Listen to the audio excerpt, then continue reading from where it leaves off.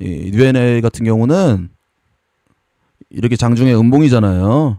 그러면은 아래 꼬리가 이렇게 달리잖아요. 장중에 요렇게. 그러면 이게 음봉인 경우에는 장대 양봉 트레이딩을 하는 게 아니에요. 그러니까 양봉일 때만 하는 거예요. 그 하루 일 차트가 추세가 양봉이라는 거 위라는 소리잖아요. 음봉이라는 어찌됐든 간에 매수세가 강하다는 소리예요. 그리고 이 아래 꼬리 같은 경우는 해외 선물에서 많이 나오는데 이 아래 꼬리가 나오면 보통 여러분들 아래 꼬리라고 해서 좋아하잖아요. 그럼 이게 이 아래 꼬리로 마감을 했으면 이렇게 채우는 경우가 속임수가 굉장히 많아요. 시간을 보니까 왔다 갔다 하는 게 나쁜 흐름은 아닌 것 같은데 그러니까 팩트는 음봉일 때는 장대 양봉 트레이딩 하는 게 아니다. 이런데 돈 쏠렸다고 사이닉 솔루션 빠지면서 반사 받아서 올라간다고 해서 하지 말라는 거죠. 그럼 다 건드려야 돼요. 만들어가는 날이잖아요. 매물대가 많고 일단은 음봉으로 시작해서 밀려서 계속 웨이브 준다는 거는 하루 만들어가는 날이에요. 제가 일봉을 기준으로 하라고 했죠. 요즘 신규주가 버프를 한번 딱 받으면 관심을 받으면은 요새는 당일날 옛날처럼 막 300% 400% 올라가면서 N자형 그리면서 그런 패턴이 아니에요. 이거 핸들링하는 애들 들어오려면 일봉으로 만들면서 들어와요. 근데 여기 따라 들어가고 내가 단알에서 물론 수익을 제대로 못 냈다고 막 쿠콘 막 이런 거 물론 뭐 다 알려준 범위 안에서는 다 이득을 볼 수 있었어요. 뭐 이런 부분 심지어 이런 부분까지. 하지만 지역 앞에 추경이 됐잖아요. 그러면 여러분 재료 소멸이라고 하죠. 그리고 매물대가 있고 웬만해서는 안 하는 게 맞았어요. 그냥 기준을 안 세워놓으면은 물론 차트로 보면은 뭐 고점을 돌파해서 거래량이 들어오니까 하는 건데 얘도 시총이 2,800억 정도 되잖아요. 물론 IT이긴 하지만 오늘은 스테이블 재료를 달았죠. 그러면은 얘가 보면은 거래대금이 뭐 50억도 안 터지잖아요. 근데 단화를 보면 2배긴 하지만 시총이 월등히 차이 나죠. 그러면 이 코코는 상대적으로 그리고 이렇게 올려놓는 흐름 안 좋다고 했어요. 제가 음봉 떨어진 거 엊그저께 단알이랑 비슷하죠. 장대양 뭐 10%짜리잖아요. 안 좋다고 했잖아요. 그럼 여기서 따라 들어가고 손절치고 여기서 따라 들어가고 손절치고 이러면 그냥 녹아요. 그러니까 이런 한 방에 올리는 흐름은 안 좋다고 했고 굳이 하더라도 오늘 스테이블하고 IT 업종이라서 할 수는 있지만 결과론적으로 그건 결과론적인 거죠. 근데 안 하는 게 낫다 차라리 이렇게 얘기를 해주는 겁니다. 오전장 같은 경우는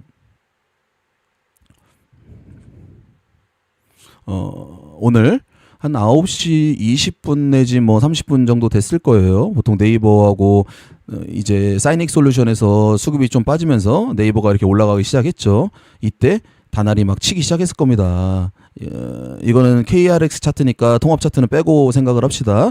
이렇게 올라가기 시작했을 거예요. 제가 뭐 한 이런 부분에서 돌파 보고선 따라잡은 것 같은데 사이닉 솔루션은 애초에 오늘 음봉이라고 제가 얘기를 했죠.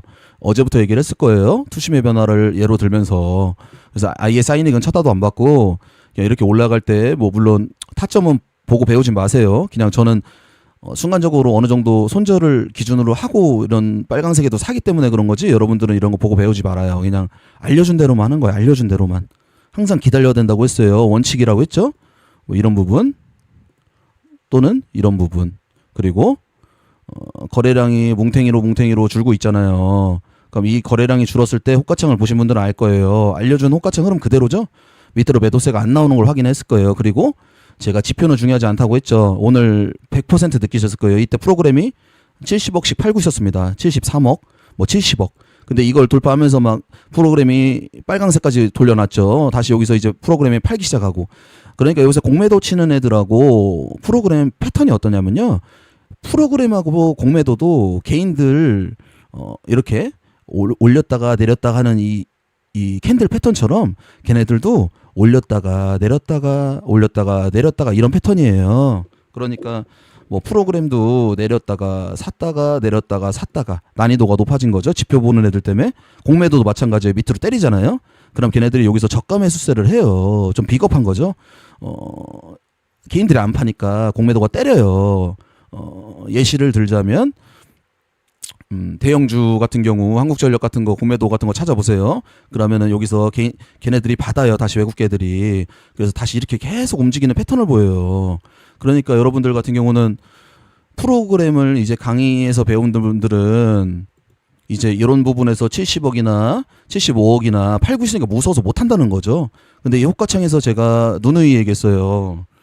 매도세가 들러와야 된다. 그러면은 이거를 관찰하신 분들은 오늘 정말 잘 큰 거 배운 거예요. 3천만 원, 5천만 원, 1억 이런 게 여기서 들러오죠. 순간적으로 뭐 두세 개 정도는 나올 수 있어요. 여러분도 노란 색깔 칠해놓은 거. 근데 안 나오는 느낌을 받았을 거예요. 근데 거래량이 이게 줄면서 보통 고가권에서 이런 흐름이 나온다고 했죠. 근데 어떻게 됐어요? 다시 올라가는 파동에선 거래량이 터지기 시작하죠. 물론 또 소멸할 때 어떻게 됩니까? 고가권의 흐름이 또 뭉탱이로 이렇게 줄기 시작합니다. 그럼 이런 데서는 매도 치고 끝냈어야지 맞는 거예요. 제 일지에 보셨죠? 알려준 그대로 하잖아요. 그리고 여기서도 제가 버틴 이유는 자르면 당연히 여기서 못 가는 흐름이면 이탈하면 자르겠죠. 그러니까 복귀를 하고 라이브에서 배우신 분들은 타점이나 호가창이나 프로그램 같은 거 제가 판단하는 거 알려줬어요. 프로그램이든 나발이든 보조지표는 모든 지표는 시장을 이길 수 없어요. 시장에서 만들어줬잖아요. 판을. 오늘 이 판을 만들어줬잖아요. 그러면 그러니까 지표를 기준으로 강의를 자꾸 듣고 지표를 기준으로 판단을 하게 되면은 시장을 못 보게 돼요. 프로그램 판다고 해서 못 달려들고 또 사이닉 솔루션 같은 경우는 애초에 얘기를 했어요. 오늘 음봉이라고. 그러면은 매수세가 쏠리니까 뭐 거래대금 얼마 터졌으니까 들어가야 된다. 근데 이거 3분봉이라서 그런데 여러분 이거 추격 매수에서 조금 따먹는 거 말고는 이거 제대로 먹을 구간도 없어요. 오히려 뭐 꼬리 많이 달고 해서 완전 저점 따가지고 스캘핑 치는 애들 아니고선 수익 내기 힘들어요. 그러니까 시장을 판단을 해서 정확히 매매를 할 수 있다면 타이틀이고 나발이고 지표고 중요하지 않아요. 그러니까 여러분들이 직장 생활을 하면서 또는 내가 알바를 하면서 트레이딩으로 한번 승부를 보고 싶다 하시는 분들은 단기 투자든 스윙이든 이게 중요한 거예요. 제가 맨날 얘기해 주는 부분 있죠. 입이 닳도록 얘기를 하잖아요. 그게 제일 중요한 겁니다. 그래서 한컴위드 같은 경우는 다날이 힘을 못 쓸 때 대타로 상한가에 들어갔죠. 그런 부분에 대해서 이제 눈치를 채고선 상따 하신 분들도 아주 잘한 거예요. 조금 부족하긴 했지만 네이버에 찾아보고 얘가 금 어쩌고 저쩌고 하면서 올라왔죠. 업종도 제가 이렇게 눌러보라고 했죠. 그럼 옆에 IT 서비스 있잖아요. 그리고 차트가 좋다. 그러면 충분히 상따를 해볼 만한 겁니다. 최근에 상따 트렌드가 심리가 좋진 않지만 어찌됐든 간에 한번 해볼 수 있는 거예요. 이거 손절 어디로 잡으라고도 얘기를 했었고 음봉의 흐름에서는 장대양봉 트레이딩이 부합이 안 된다. 여러분들 이런 가속캔들 나와서 올라가긴 하지만 되도록이 아니라 원칙으로 정해놓으라는 거죠. 이렇게 양봉의 흐름에서 매매를 하는 것보다 무조건 이게 매수세가 좋은 거잖아요. 이렇게 음봉으로 떨어졌을 때 전체적인 매수세는 약하다는 거예요. 여기서 순간적으로 이거 거래대금도 얼마 안 타지고 거래량도 작잖아요. 제가 뭐라고 했죠? 이런 부분에 대해서 일정 부분 올라간다고 얘기를 했어요. 분명히. 그럼 이거는 그냥 순간적인 여러분들이 막 라이브방에서 많이 보는 그런 순간적으로 돈 쏠려서 이렇게 올라가는 부분인데 그런 경우 거의 결과가 안 좋아요. 운 좋아야 1, 2%, 2, 3% 따먹게 하는 거고 결과가 안 좋아요. 떨어지는 낙은 잡는 게 아닙니다. 추세가 양봉 그러니까 올라가는 흐름에서 매매를 하는 버릇을 들여야 돼요. 내려가는 흐름에서는 절대로 하면 한 거 아니에요. 근데 그 기준도 분봉의 기준이 아니라 일봉의 기준이 돼야 된다는 거예요.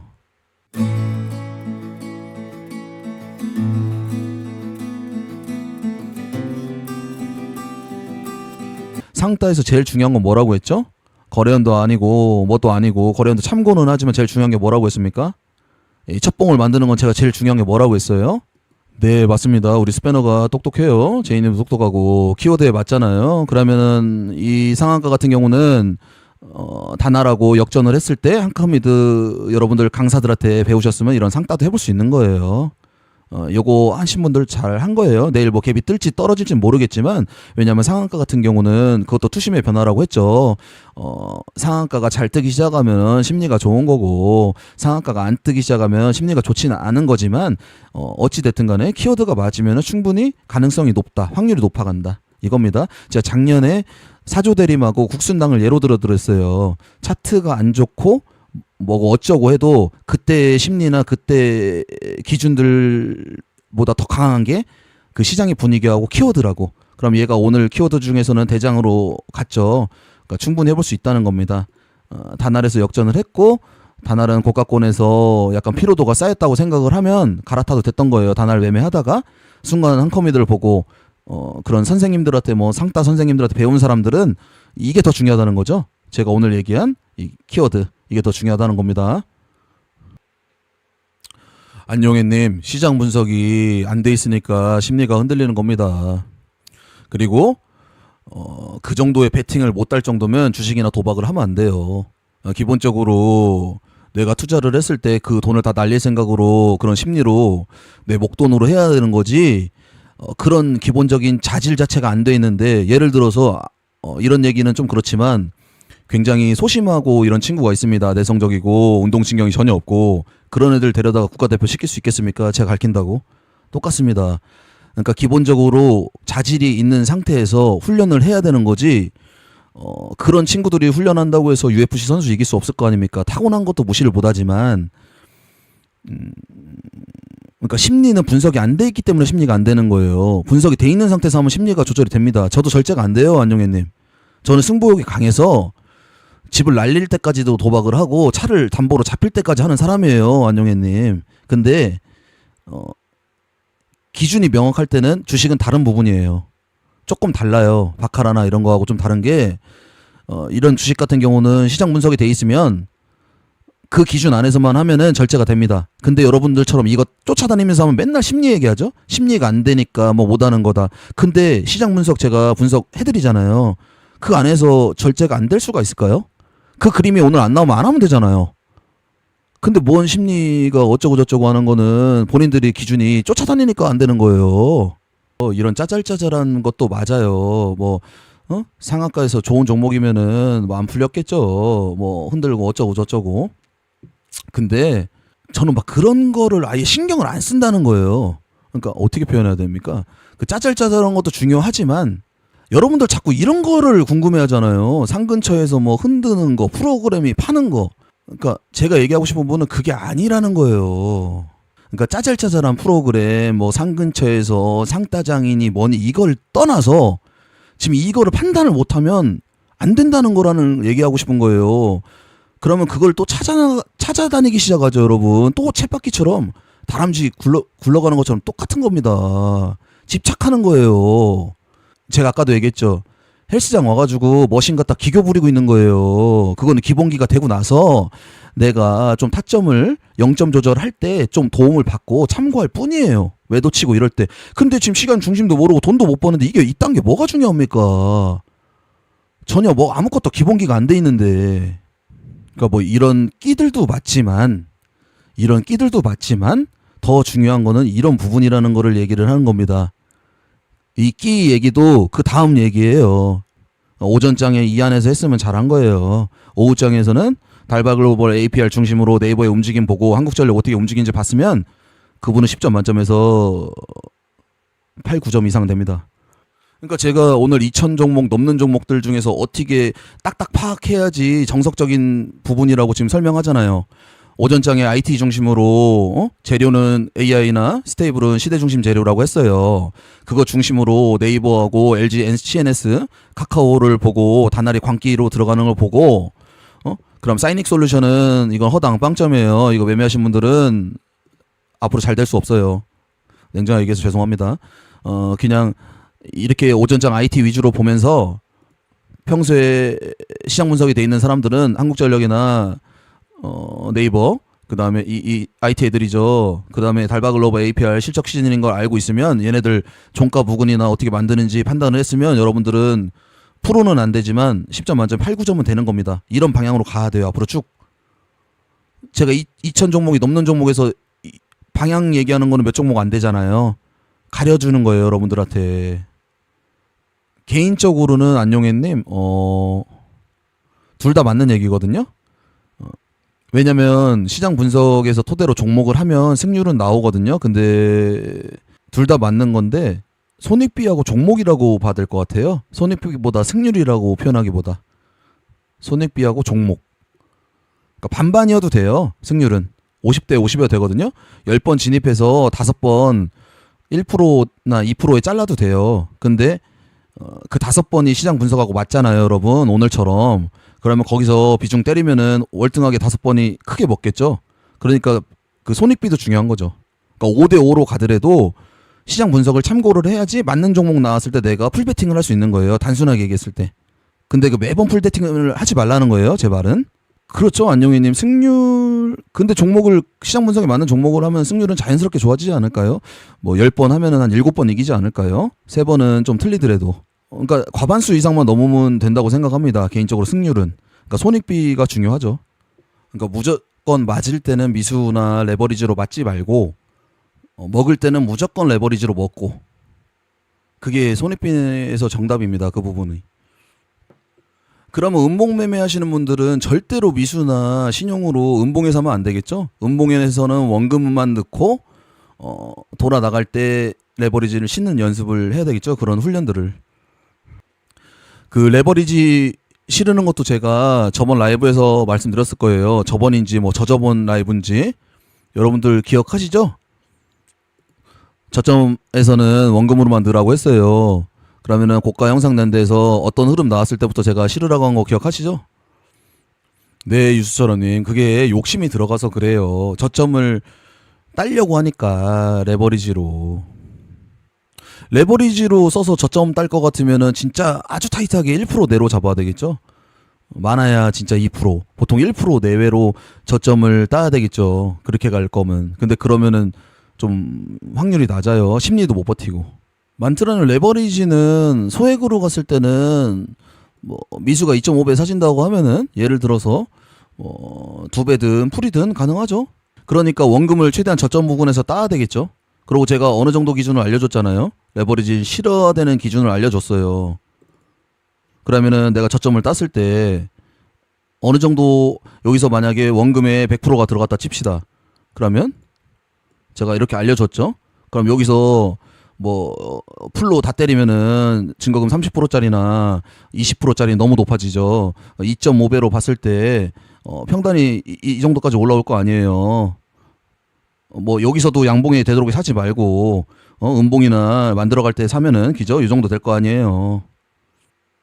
네, 맞아요, 안영애님. 저도 그게 자제가 좀 잘 안 돼가지고 이 키워드나 시장 분석을 하기 시작한 거예요. 내가 얘기했잖아요. 집 다 날릴 때까지 막 도박하고 그런 과라고, 자동차 담보 잡힐 때까지. 그러다 보니까 이게 자제가 안 돼요. 승부욕이 강하잖아요. 그럼 부러져요.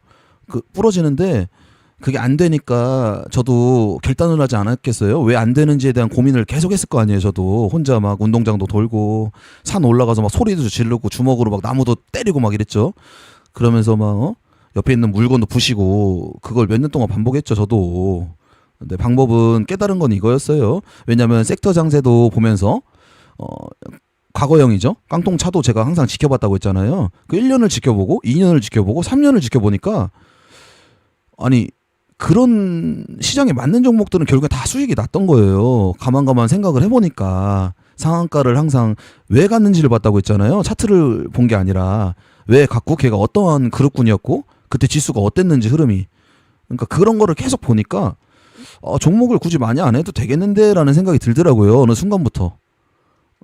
계속 그런 걸 연구를 했죠. 20%간 종목들, 상한가 간 종목들이 왜 갔지? 그때 지수의 흐름이 어땠지? 그게 섹터장이었나, 박스장이었나, 하락장이었나, 그런 걸 계속 관찰한 것 같아요. 깡통을 차면서도. 그래서 이 기준이 생기게 된 거예요. 저도. 시장 분석이 첫 번째라고 생각을 한 거죠. 고달픈 투자자님, 한 200만 원에서 500만 원이 적당한데 여유가 있으시면은 한 1000만 원 정도도 괜찮다고 봅니다. 금액이 적으면요, 나쁜 버릇을 고치기가 어려워요. 그러다 보니까 내가 조금 망했을 때, 좀 재기할 때 좀 아픈 금액이 맞아요. 그래야지 그걸 좀 고치기 시작하거든요. 제가 알려준 타점을 기다린다든지 주도주는 항상 N자형으로 이렇게 막 만들면서 가잖아요. 파동으로. 그러니까 파동의 고가에서 안 사고 파동의 이제 시작점에서 살려는 노력을 계속 해야죠. 트레이더니까. 예. 제가 그 스윙하는 것도 저번 라이브에서 알려드렸잖아요. 최대한 저점에서 받으려고 해야 된다고. 그거랑 같은 이치예요. 가격이 싸야지 심리도 버티기 유리하잖아요. 그 당일 주도주라고 하잖아요. 그런 종목들은요. 거래 대금이 많이 터진다는 거는요. 매수 매도가 싸움이 치열하다는 거예요. 그러니까 여러분들이 기다리면 충분히 그 자리는 옵니다. 그러니까 파동의 시작점에서 최대한 살려고 하세요. 그런 습관을 들여야 돼요. 그게 아니면 빨강색에서 사는 버릇을 들이면 여러분들이 손절이 한두 번 나가면 결국엔 계속 찔러보는 나쁜 습관을 계속 갖게 돼요. 그러니까 내가 오늘 단화를 딱 봤어. 그러면 내가 오늘 이 종목이 여기서 막 치고 나가더라도 내 기준점에서 음봉이 안 나오면 무조건 사지 않겠다라는 그런 결심을 하십시오. 그냥 보내주는 거야. 이렇게 생각하는 거예요. 음봉이 무조건 나올 때까지. 음봉이 안 나오면은 산다고 생각하지 마십시오, 그냥. 제가 5분선 이탈할 때까지 보지 말라고 했어요. 그러니까 이 구간에서는 오늘은 절제가 되시는 분들은 이 구간부터 봤어야지 맞는 거예요. 알려준 대로라면. 근데 그 부분이 저가죠? 여러분, 신기하게도. 아니, 저점이잖아요. 이거 지나간 차트가 아니잖아요. 장대항공 트레이딩 영상 보면 그대로잖아요.